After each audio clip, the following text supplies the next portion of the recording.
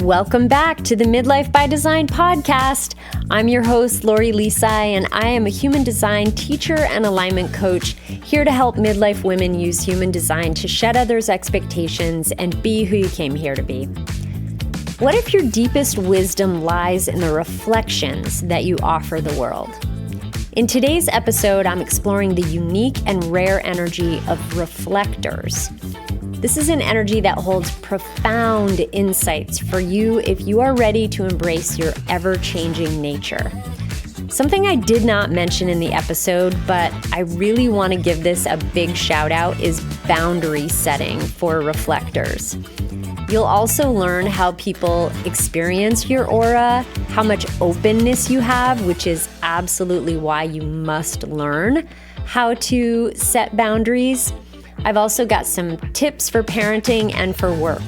So whether you are a reflector yourself or you love one, please tune in and understand how your energy works and why you are so very special. Hello and welcome back to Midlife by Design. Today I'm so excited to finally finish out the type series with reflectors. And you may be wondering why I waited a while to finish with the reflectors, but it's because it took me a while to find a reflector who could come on the podcast and share with you her experience. So now that I have an example of a reflector's lived experience, I'm super excited to dive into this energy type because it's so unique and so special. So imagine if your deepest wisdom lies in the reflections, literally, that you offer to the world. This is you as a reflector. And you are just 1% of the population, and 70-ish% of the population are generators and manifesting generators.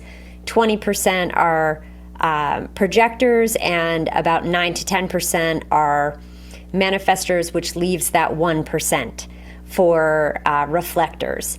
So today we're going to talk about what is it to be a reflector? What does that actually mean? What does that look like? What are some ways that you can approach parenting as a reflector? How can you approach work as a reflector? And just some things in midlife to think about as a reflector. So let's get into it. First of all, you are, as I mentioned, just 1% of the population, and I like to call reflectors our cosmic mirrors, because what defines a reflector is if you are looking at a human design body graph, the chart you've seen me explain before, you notice that there are 9 centers, and each of those centers in a reflector's chart are either undefined or opened, every single one of them, all 9 of them. So they're open if none of the gates within the centers are defined or colored in, and they're undefined if you have some gates in your center that are colored in or defined, but the center itself is not colored in. Definition means when the centers are colored in or the gates, and no definition means when they don't have color inside of them. With a reflector's chart, you look at it and immediately it's easy to recognize because none of the centers are colored in. So this makes you an extremely sensitive and reflective being. You are literally reflecting all of the energy around you. So we've talked about the auras of each of the energy types, and that's essentially what you're getting at when you're talking about energy types. What is your aura and how does it interact with other people? So the reflector aura is what's called sampling. And essentially that means that you as a reflector are literally taking these little samples. I think of you as like going through the Costco warehouse and just trying all of the little samples that are available on the ends of the aisles. And you as a reflector are taking little samples of every aura around you and sort of trying it on for size. And you do this throughout the day. Whenever you're in the energy of other people, that's naturally what your aura is doing. So what does this actually mean?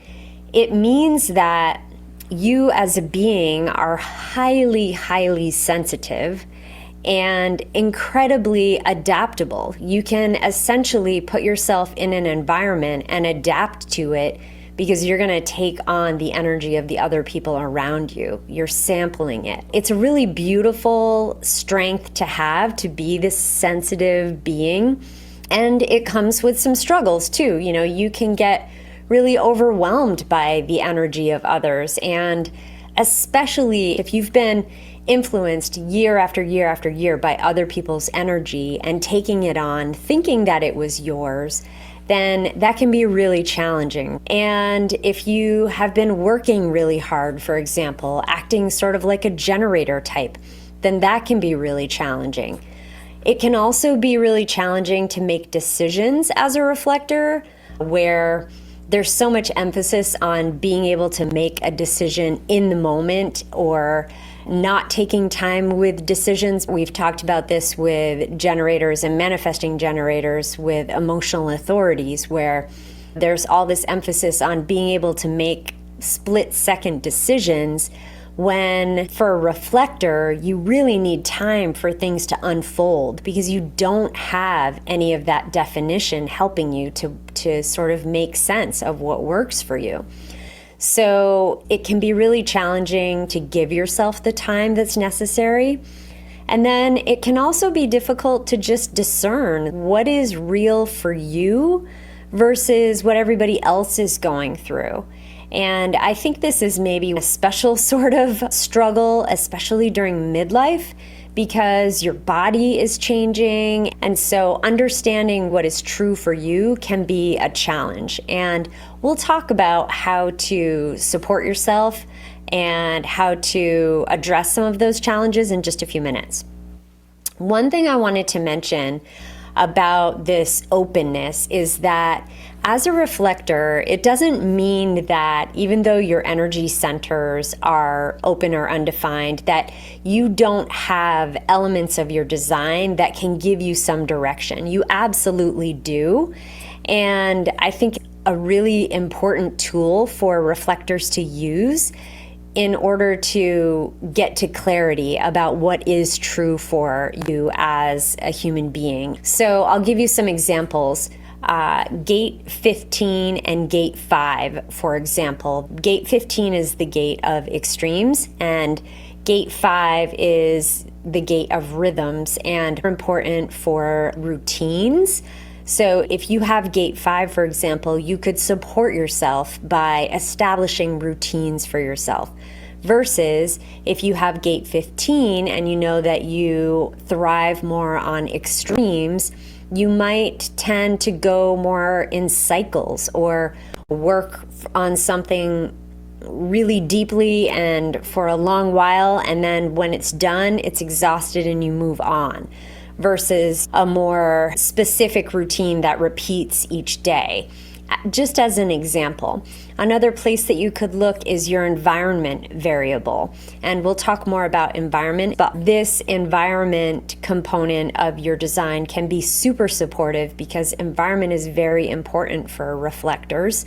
So knowing, for example, that you are a kitchens person can be really helpful for you to know, okay, I need to be in places of transformation. So I am going to go to a cafe and get some work done, and then I'm going to come home and be alone. So these are just a couple of places you could look for in your chart for some direction with so much openness. I want to talk a bit about your decision making, because for reflectors, every reflector is the same. You all have a lunar authority, and lunar is related to the moon. Essentially, how your decision making is meant to look is to let things unfold and look for patterns. I like to emphasize the word patterns in terms of reflector authorities, reflector decision making, because essentially that's how you're able to come back to what feels most true for you. So the lunar cycle is essentially what you're waiting for there is to go through all of the transits of the month and the transits of the moon to get a sense of how are you feeling throughout the month about a specific decision. And so let's say that you are considering a job change. If you feel really fired up one day after going to work and you just feel like you've had it, then I would say take that as an indicator to get curious about, okay, did I reach the apex? Have I been feeling this way for days, weeks, months, years even?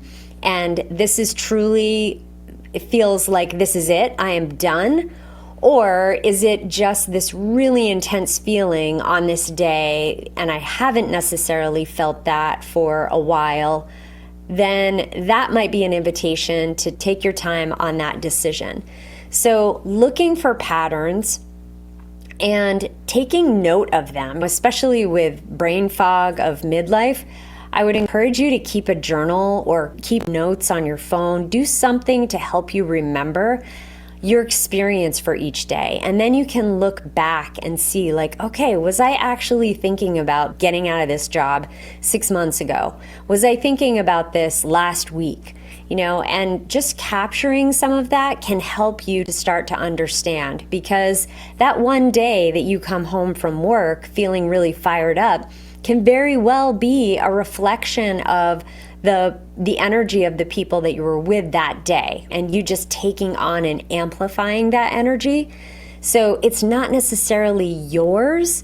The important piece about that time component is giving yourself time to come to this understanding about how you really feel, what feels really supportive for you personally.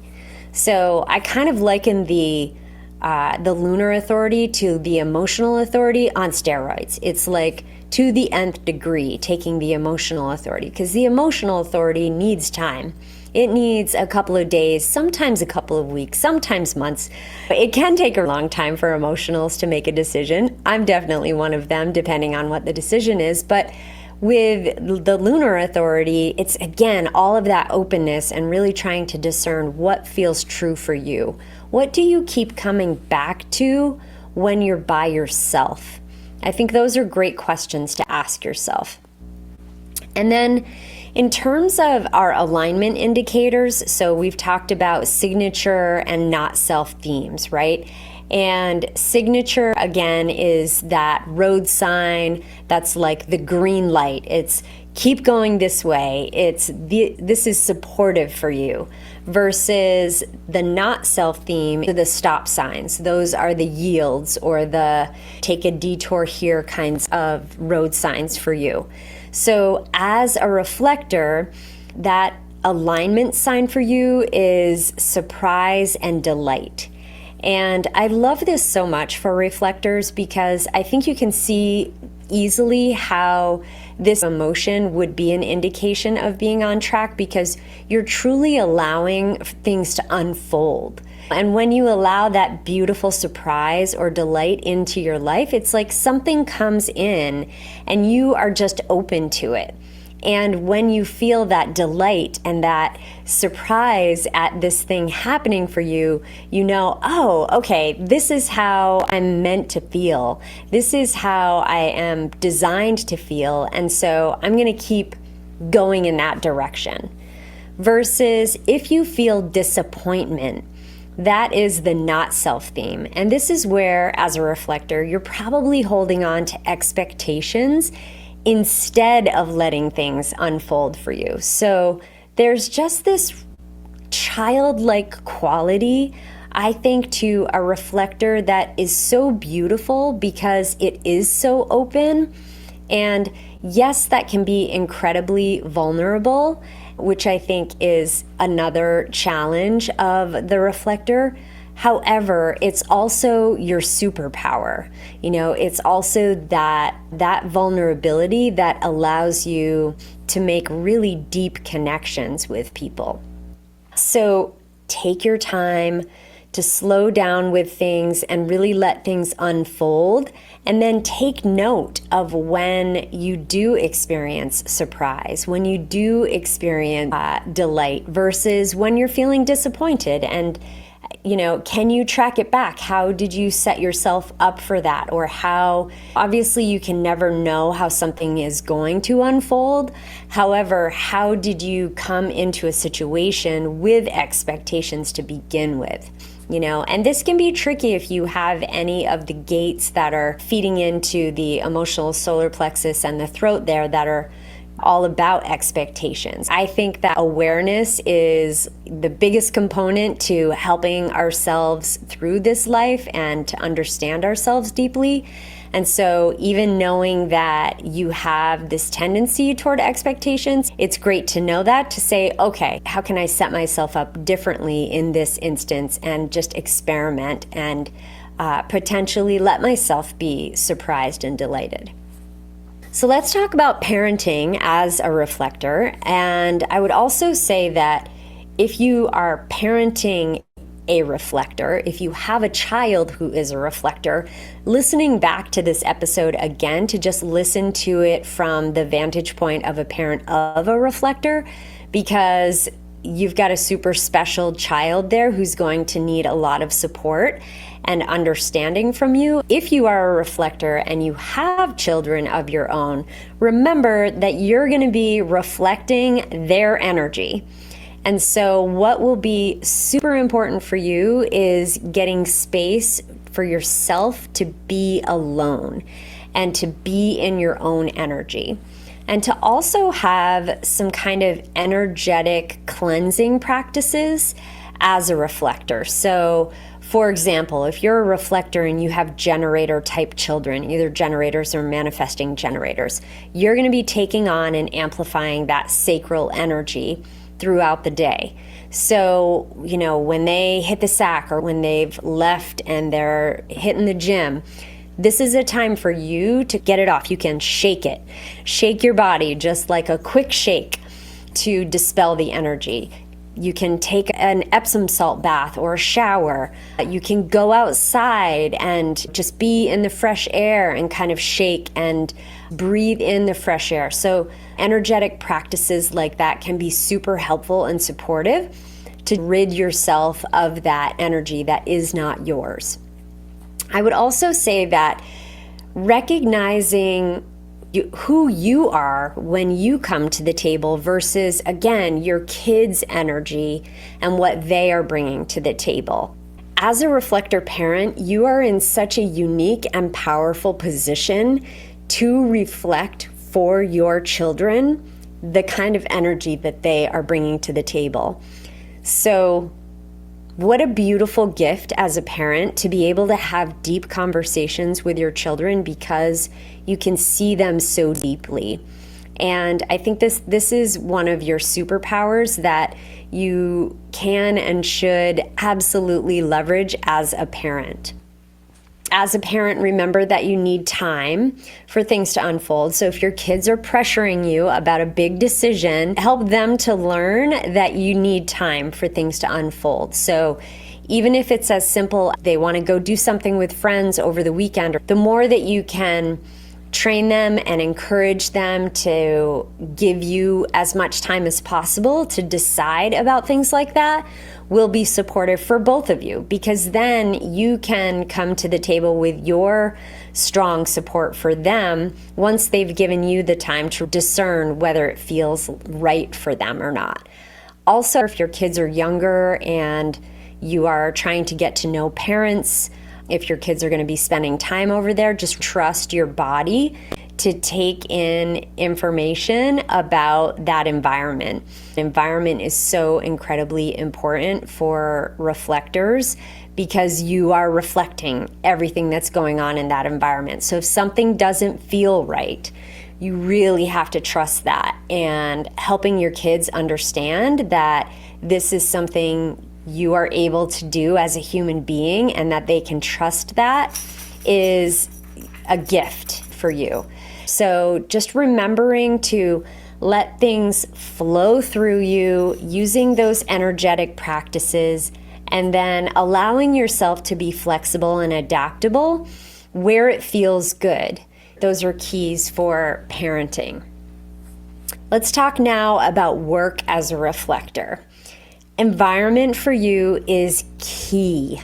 I would love to highlight that and exclamation point it and circle it and all the things, because this is probably the most important component for a reflector, being in the right environment.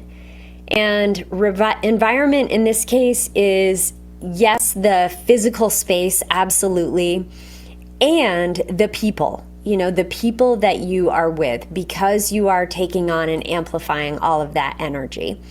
I do think that the older you get, the more easy it is to discern this for yourself, what feels good to you. I did mention earlier looking at your human design environment. I think that is a great place to start. I worked with a reflector a couple of years ago now, who was working in a very high-stress corporate job. She was in marketing, and I think she enjoyed the marketing component. However, the culture was, for lack of a better word, pretty bro-y, very masculine, very strategic, and she was getting sick a lot. She kept getting sick over and over again. She would be out for a couple of weeks, then she'd come back, she'd be out for a couple of days, etc., etc. It was this cycle. And she started to really wonder, what is going on here? And I think that time away where she was at home helped her to see the difference between how she felt when she was in that working environment and how she felt when she was at home. And ultimately, she decided that she was going to start looking for other opportunities, or to at least broaden the scope of what she thought was possible, because this was something that she thought she would be doing a career of a lifetime kind of thing. And she ended up on an entrepreneurial journey of her own. She's very active on social media. She had already built a following just naturally. And she ended up doing something with, she leads treks to these beautiful places in the world, which just makes my heart so warm and happy to see the kinds of things that she's doing, because she feels so centered and grounded. But knowing this about yourself as a reflector, this was a game changer for her. And I remember looking at her chart with her, and once she saw all the openness and she understood what that meant, it was like this click in her brain. Like, wow, that's why I do not feel good.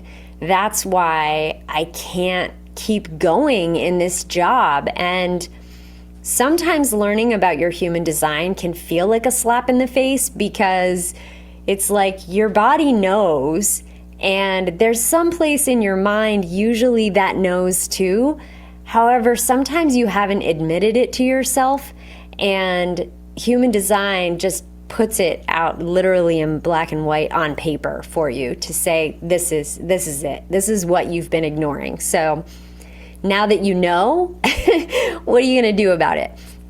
So as a reflector, you are actually a being who reflects the well-being of the collective, of the whole. And Ra Uru, who is the channeler of human design, he suggested that every single business, corporation should have a reflector on staff just to be. Just come be who you are.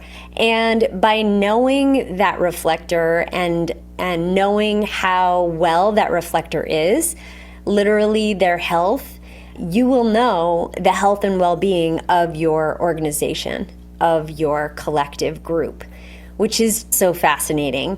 So if you are a reflector, you need to remember that this is a superpower, and it is something that you bring as a gift just with your presence.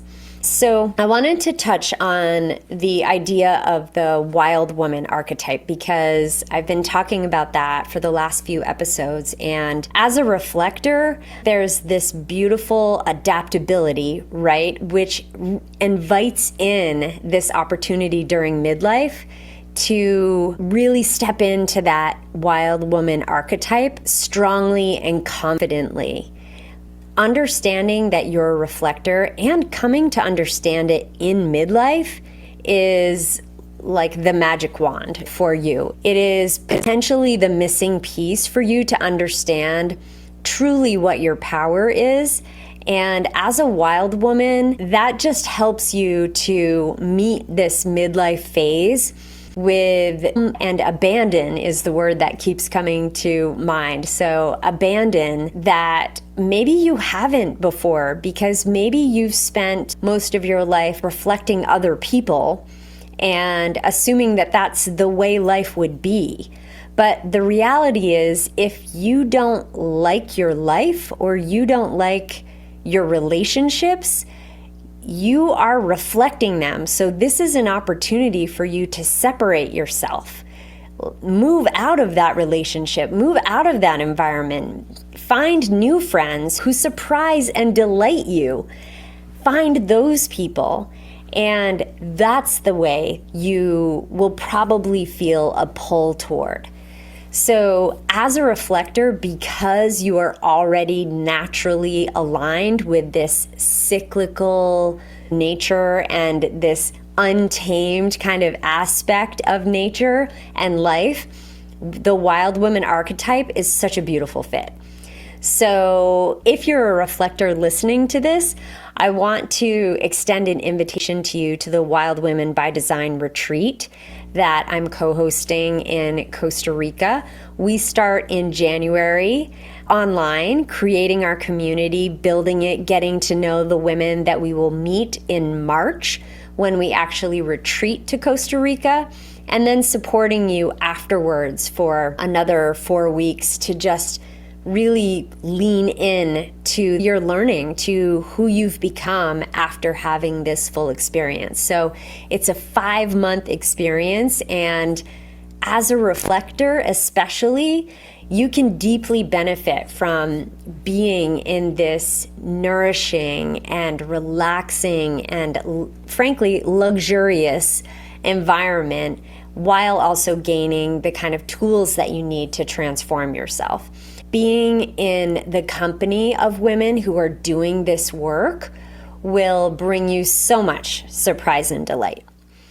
So, reflectors, your gift is this cosmic mirror. And in midlife, you are invited to step into this power. It's the time in our life where we look back and we get serious about what we don't want anymore, what does not fit anymore. And we look forward to the kind of life that we want to create for ourselves. And for you, all of this openness and sensitivity and vulnerability, that is your superpower that you can take with you into this second half of life. I want to just thank you so much for listening to this episode about reflectors. And if you are interested, I would love to meet with you for a human design session, or if you're looking for some longer term support, alignment coaching, I'd be happy to chat with you. You can book a call with me to see if that's a good fit.